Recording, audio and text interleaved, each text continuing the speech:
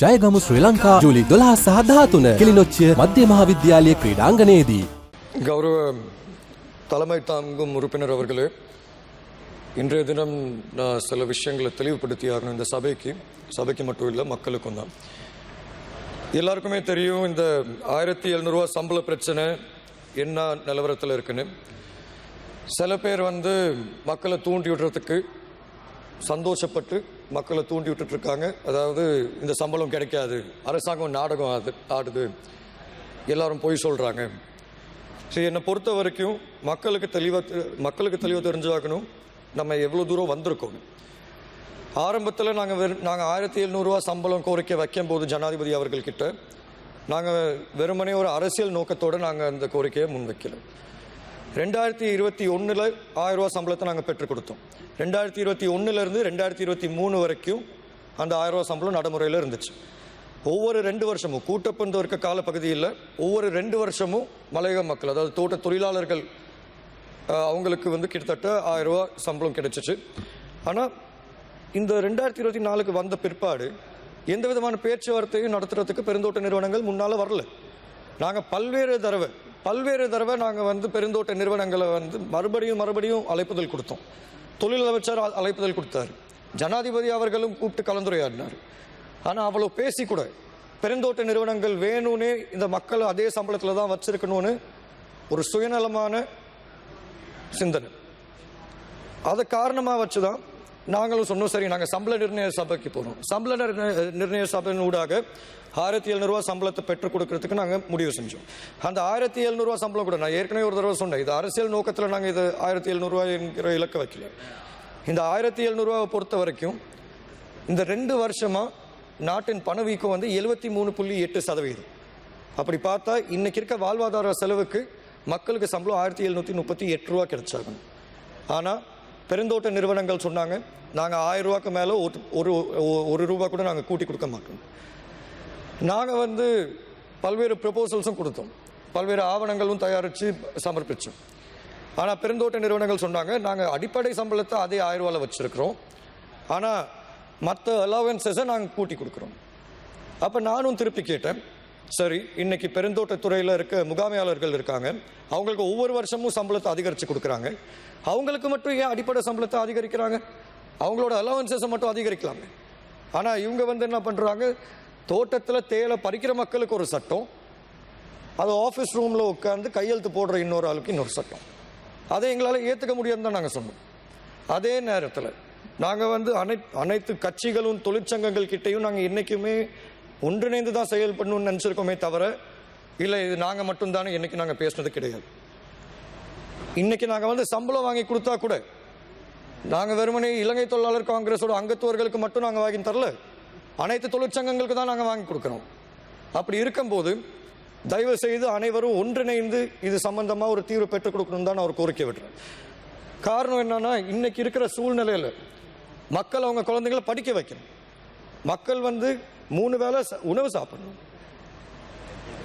நான் 2020 கொரோனாக்கு முன்னால், கொரோனா தொற்று நோய்க்கு முன்னால் 2020 மலையகத்தை பொறுத்த வரைக்கும் வறுமையின் விழுக்காட்டு கிட்டத்தட்ட 23% இருந்துச்சு. ஆனால் இன்னைக்கு கொரோனாக்கு பிற்பாடு, பொருளாதார நெருக்கடிக்கு பிற்பாடு 56% நிற்குது. அப்படி இருக்கும்போது இதுக்கு முக்கியமான காரணம் வேற எதுவுமே இல்லை, இந்த நாள் கூலி முறைமை தான். நான் வெளிப்படையாகவே சொல்கிறேன், ஏன்னா பல்வேறு பெருந்தோட்ட நிறுவனங்கள் ஒவ்வொரு இடத்துலையும் சொல்கிறாங்க, தொழிற்சங்கங்கள் தான் இந்த நாள் கூலி முறைமையை விரும்புகிறாங்க. அது ஒரு முழுமையான போய். நாங்கள் நாள் கூலி முறைமையை விரும்பலை, நாங்கள் ஒரு நிரந்தர தீர்வை தான் எதிர்பார்க்குறோம். நானும் பார்த்தேன், கடந்த 2 நாளாக சில தொழிற்சங்க தலைவர்கள் சொல்கிறாங்க, இல்லை சிறுதோட்ட உரிமையாளர் ஆக்கணும்னு. அதே தான் நாங்களும் சொல்கிறோம், கட்டாயம் ஆக்கலாம். ஆனால் 1,15,000 தொழிலாளர்கள் இருக்காங்க, அவங்க எல்லாரையும் சிறுதோட்ட உரிமையாளர் ஆக்கணும்னா அது ஒரு இரவில் பண்ண முடியாது. அது ஒரு 3 வருஷம் போகும், இல்லாட்டி 5 வருஷம் போகும். ஆனால் அது வரைக்கும் மக்கள் அதே 1000 ரூபா சம்பளத்தில் வச்சிருக்க முடியாது. அவங்களுக்கு ஒரு நியாயமான சம்பளம் தேவை. கட்டாயம் ஒரு நிரந்தர தீர்வு எடுப்போம். ஆனால் அந்த நிரந்தர தீர்வு எடுக்கிற வரைக்கும் தற்காலிகமாக மக்களுக்கு ஒரு நியாயமான சம்பளம் தேவை. அதனால தான் நாங்கள் இந்த 1700 ரூபா கோரிக்கையை முன் வச்சோம். அது மட்டும் இல்லாமல் சம்பள நிர்ணய சபை கூடுனுச்சு. சம்பள நிர்ணய சபை கூடும்போது நாங்கள் வந்து ரெண்டு மீட்டிங் வச்சோம். இந்த 2 மீட்டிங்கில் கூட பெருந்தோட்ட நிறுவனங்கள் வரவே இல்லை. ஆனால் நீதிமன்றத்துக்கிட்ட போய் சொல்லியிருக்காங்க, இல்லை நாங்கள் வந்து 1200 கொடுக்குறோன்னு சொல்லியிருந்தோம். அது ஒரு முழுமையான போய். சம்பள நிர்ணய சபையை கூட்டி 1700 கெசட் பண்ண பிற்பாடு தான் பெருந்தோட்ட நிறுவனங்கள் எல்லாருமே 1200 கொடுக்குறேன்னு சொன்னாங்க. ஏன் இதை முன்னாலே சொல்லியிருக்கலாமே? ஆனால் பெருந்தோட்ட நிறுவனங்கள் வந்து ஒரு சூழ்ச்சிகரமாக ஒரு அரசியல் அவங்க தான் செஞ்சுட்டு இருக்காங்க. இதான் இருக்கிறதுலே கொடுமை. பெருந்தோட்ட நிறுவனங்களை பொறுத்த வரைக்கும் ஆரம்பத்தில் சொன்னாங்க, நாங்கள் வந்து ஒத்த பைசா அதிகரித்து கொடுக்க மாட்டோம். அப்புறம் எப்படி 1200 ஒத்துக்கிட்டாங்க? அதனால தான் நாங்கள் சொன்னோம், அரசாங்கத்தை பொறுத்த வரைக்கும் சம்பள நிர்ணய சபை ஊடாக நாங்கள் 1700 வழங்குவோம்னு சொன்னோம். அதே நிலப்பாட்டில் தான் நாங்கள் இன்றைக்கும் நிற்கிறோம். இன்னைக்கு கூட நீதிமன்றத்தில் வந்து கொடுக்க முடியாதுன்னு யாருமே சொல்லுது. அடுத்த மாதத்துக்குள்ளார இந்த தீர்ப்பு கட்டாயம் வந்தாகணும். அடுத்த மாதத்துக்குள்ளார அனைத்து எவிடன்ஸையும் சப்மிட் பண்ணி ஆகணும். அது வரைக்கும் இடைக்கால தடைன்னு தான் சொல்லியிருக்காங்களே தவிர 1700 சம்பளம் கொடுக்க முடியாதுன்னு சொல்லலை. இன்னொரு விஷயமும் நான் அவங்க எல்லாருக்கும் தெளிவுபடுத்துகிறேன். எப்போ பார்த்தாலும் இந்த 19 பெருந்தோட்ட நிறுவனங்கள் ஒவ்வொரு தடவையும் மாறுதட்டி கத்துவாங்க. எங்களை பொறுத்த வரைக்கும் 1700 கொடுத்தா, சம்பள அதிகரிப்பு கொடுத்தா எங்களால் பெருந்தோட்ட நிறுவனத்தை நடத்த முடியாது, நாங்கள் நஷ்டத்தில் போகிறோம். கிட்டத்தட்ட ஒரு 16 வருஷமாக இந்த 19 பெருந்தோட்ட நிறுவனங்களும் நஷ்டத்தில் தான் போயிட்டு இருக்கேன்னு சொல்லிட்டு இருக்காங்க. இந்த தடவை 2021 இதே நீதிமன்றத்துக்கு தான் போயிருந்தாங்க. நீதிமன்றத்துக்கு போகும்போது அவங்க வந்து ஆவணத்தை என்ன சமர்ப்பிச்சிருந்தாங்கன்னா, எங்களால் 1000 ரூபா சம்பளம் கொடுக்க முடியாது, கொடுத்தா நிறுவனம் வங்குரோத்தாயிரும், எங்களுக்கு இது கட்டுப்படி ஆகாது. ஆனால் கடைசியில் கொடுத்து 2 வருஷம் அவங்களோட லாபம் என்னன்னு அவங்க எல்லாருக்கிட்டையும் சொல்கிறேன். பேர் சொல்லியே நான் சொல்கிறேன், ஏன்னா இதில் எனக்கு எந்த பிரச்சனையும் இல்லை. இந்த டீட்டெயில் வந்து பப்ளிக் பொதுமக்கள் தாராளமாக போய் பார்க்கலாம்.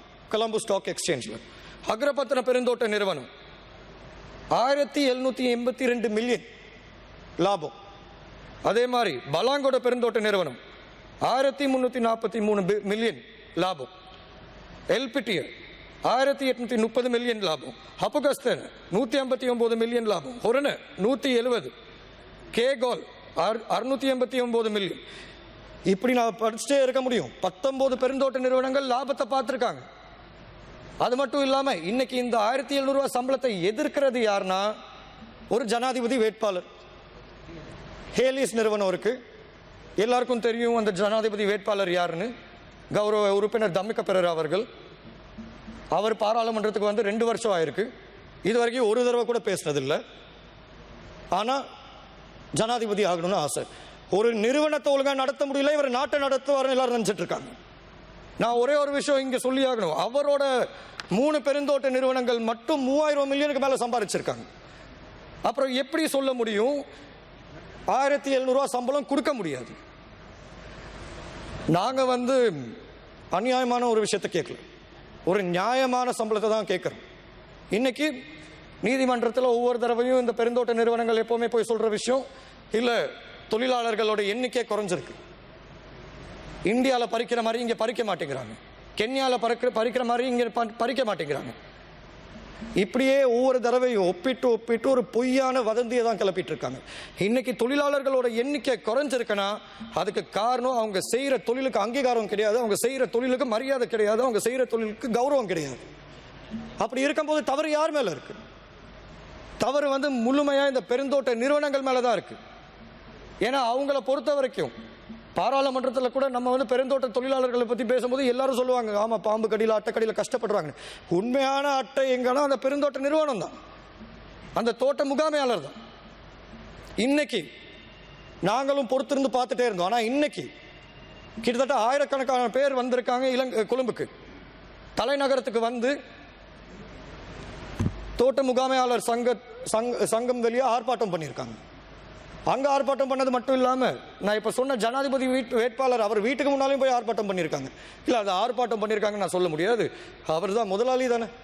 ஸோ தொழிலாளர்கள் முதலாளியை சந்திக்க போயிருக்காங்க, ஆனால் அவர் விடல. இதில் இன்னொரு விஷயமும் இருக்கு. இன்னைக்கு 1000 பேர் வந்திருக்காங்க. இப்படியே பெருந்தோட்ட நிறுவனங்கள் மக்களை துன்புறுத்திட்டே இருந்தா நாளைக்கு 10,000 இல்லை 1,00,000 தொழிலாளர்கள் தலைநகரத்துக்கு இறங்குவாங்க. ஏன்னா ஒவ்வொரு காலமும் இந்த நாட்டை பொறுத்த வரைக்கும் இங்கே இருக்க மாற்று சமூகத்தை சார்ந்த இலங்கையர்களுக்கு பெருந்தோட்ட மக்களை பற்றி தெரிய மாட்டேங்குது. பெருந்தோட்ட மக்கள் யாருன்னு புரிய மாட்டேங்குது. இன்னைக்கு மலையக மக்கள்னு சொன்னால் எல்லாரும் நினைக்கிறது, மறுபடியும் நான் இதை சொல்கிறேன், இன்னைக்கு மலையக மக்கள்னு சொன்னால் எல்லாரும் நினைக்கிறது எல்லாருமே தோட்ட தொழிலாளர்கள் தான். இன்னைக்கு மலையகத்தில் 1,15,000 தோட்ட தொழிலாளர்கள் இருக்காங்க.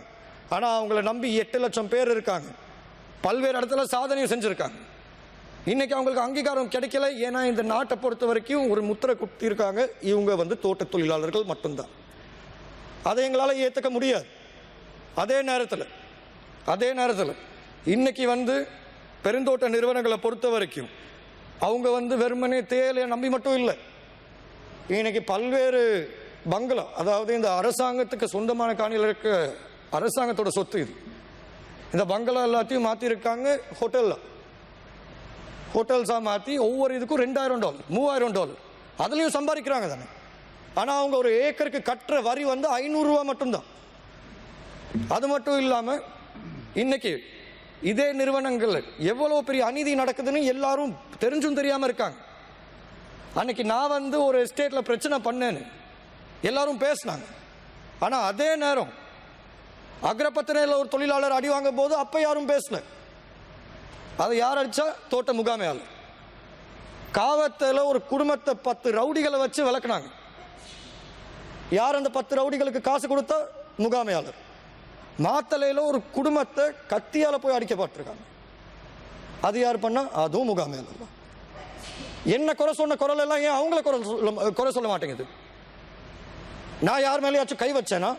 ஏதாச்சும் ஒரு ப்ராப்பர்ட்டிக்கு சேதாரம் நடந்துச்சா? எதுவுமே நடக்காம ஜீவன் தொண்டுமான் தப்பு பண்ணிட்டார். அப்புறம் மற்றவங்க எல்லாம் போன வாரம் ரத்னபுரையில் ஒரு பெண் வேலைக்கு போகல. அந்த பெண்ணோட கணவர் தலையில் ஒரு பாட்டில் உடைச்சிருக்காங்க. யார் அதை பண்ணா? முகாமையாளர். ஏன் யாருமே அது சம்பந்தமா பேச மாட்டேங்கிறாங்க? இங்க இருக்க அரசியல்வாதிகள் எல்லாரையும் பொறுத்த வரைக்கும் பெருந்தோட்ட மக்களோட வாக்கு வேணும்னா அவங்கள்ட்ட போய் நான் 1,500 கொடுக்குறேன், 2,000 கொடுக்குறேன், 2,500 கொடுக்குறேங்க. ஏன் இந்த சமூகத்தை வச்சு எல்லாரும் ஏலம் போட்டுட்டு இருக்கீங்க? உண்மையான நிலவரம் மக்களுக்கு தெரிய வரணும். இந்த நிறுவனங்கள் அனைத்து நிறுவனங்களும் முழுமையான லாபத்தை சம்பாதிச்சிருக்காங்க. ஆனால் அந்த லாபத்தில் 1% கூட மக்களுக்கு போய் சேர மாட்டேங்குது. இப்போ இந்த காணி உரிமை விஷயம் இருக்கு.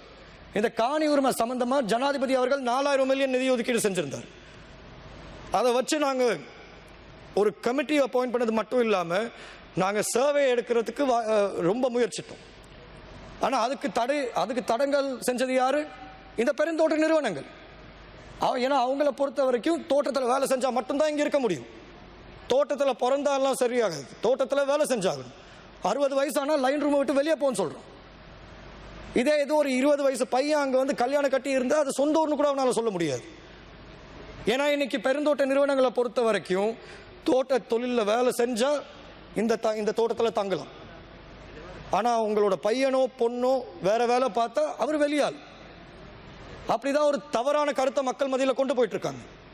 அப்படி இருக்கும்போது இந்த காணி உரிமை விஷயத்தில் கூட அவ்வளோ தடங்கள். அதனால தான் எனக்கு இன்னைக்கு கொஞ்சம் சந்தோஷமா இருக்கு. ஏன்னா இன்னைக்கு அமைச்சரவை கொஞ்ச நேரத்துக்கு முன்னால் முடிஞ்சு இந்த அமைச்சரவையில் ஒரு முக்கியமான தீர்மானம் எடுக்கப்பட்டிருக்கு. அதுக்கு அனுமதியும் நாங்கள் பெற்றிருக்கோம்.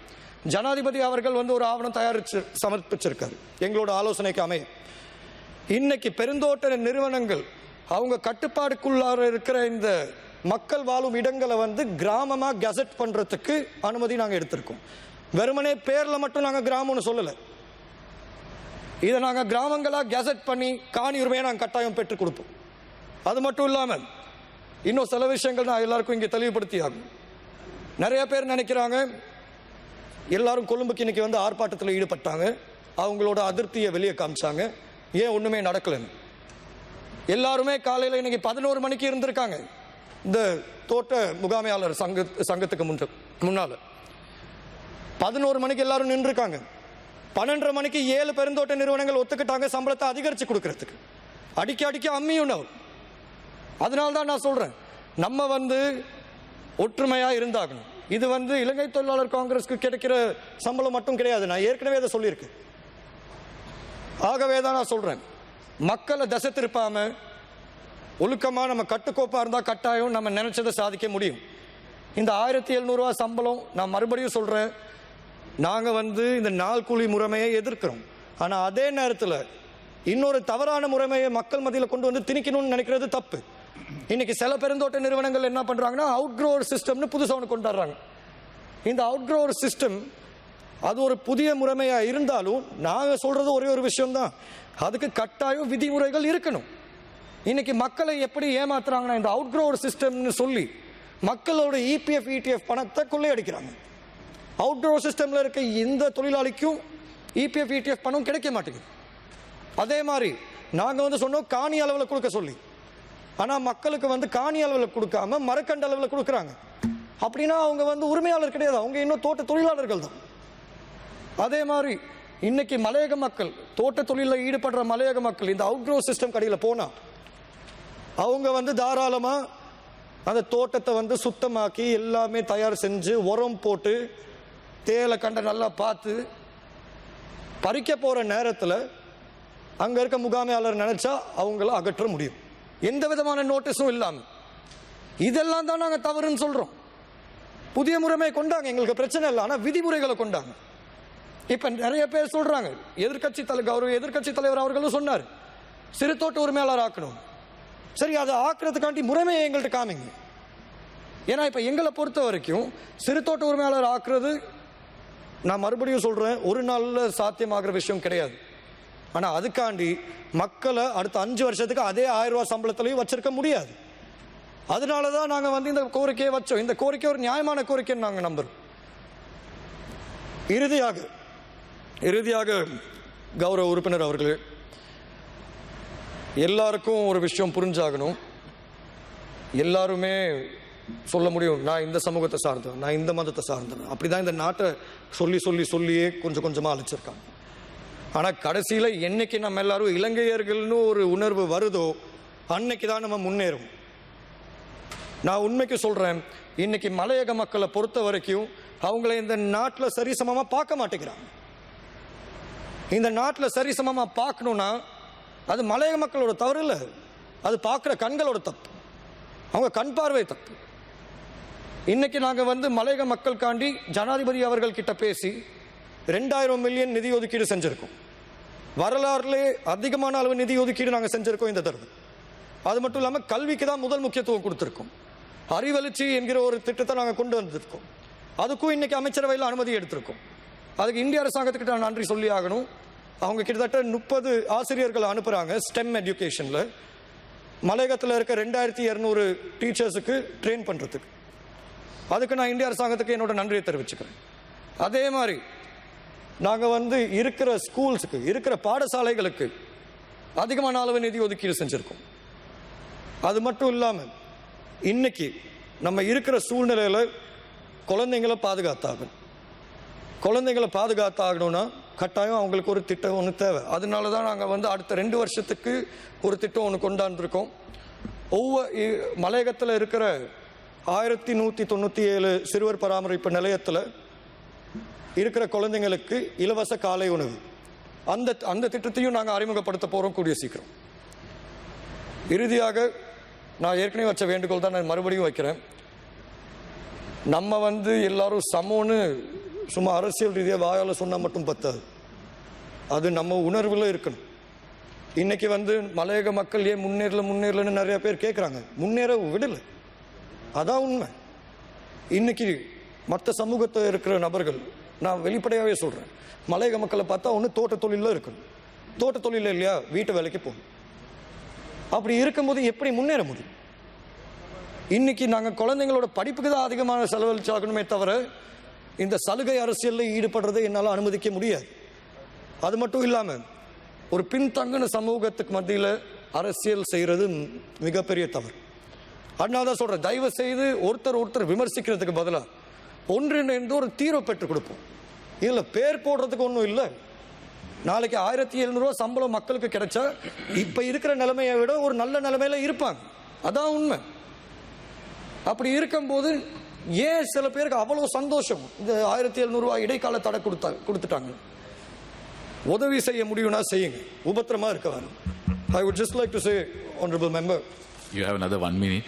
That's all right. Honorable Member, I would just like to say with relation to the companies constantly saying that they are making losses, they will not be able to sustain the industry and the industry will collapse, and constantly threatening the government and the people in Sri Lanka that if a wage increase is given to the workers, it's not sustainable, the industry will collapse. That is utter nonsense. In my hand, I have the profits and losses of the companies. 19 companies, just to name a few. Agrapatana Plantation has made profits of 1.782 billion. Similarly, most Kelani Valley Plantations has made 2.087 billion. And Kotagala Plantations has made 252 million. Hapukastana Plantations has made 159 million. Elpitia Plantations has made 1.8 billion. Talawakala Plantations has made 2.57 billion. Are you telling me the industry will collapse? The sustainability of an industry should not be based on the exploitation of the labor there.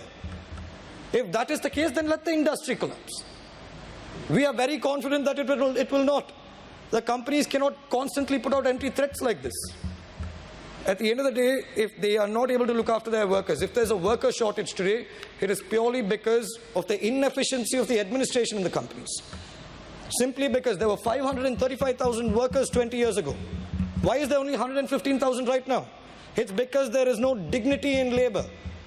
There is no recognition and there is no respect.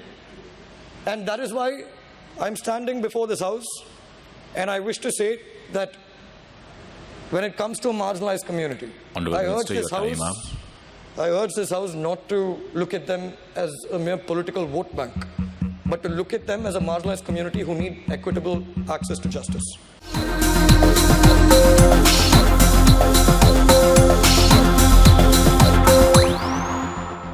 We lead the web news.